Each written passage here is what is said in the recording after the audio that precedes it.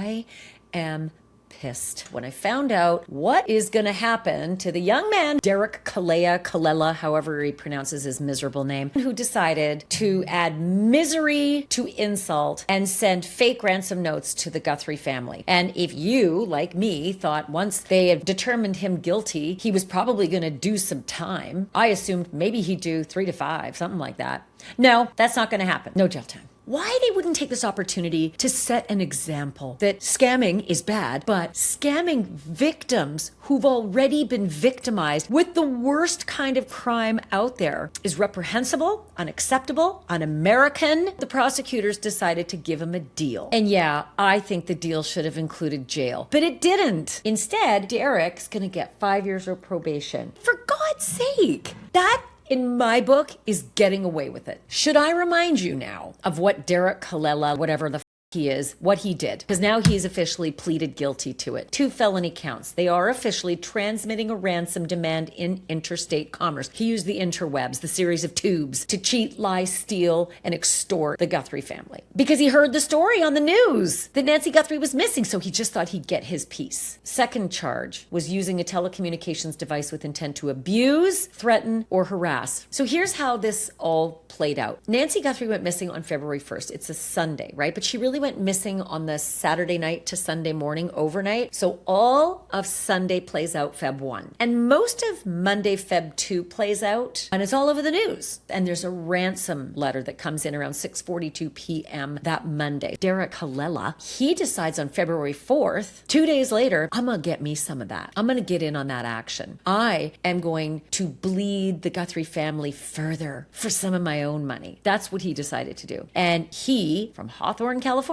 over state lines using the interwebs, decides to send this text. It says this: did you get the Bitcoin? We're waiting on our end for the transaction. 3 minutes after that text comes in, the investigators said that Derek placed a 9-second phone call to another member of the Guthrie family. We're not exactly sure who got what, but we know that it was Annie and Tommaso who were victimized by this.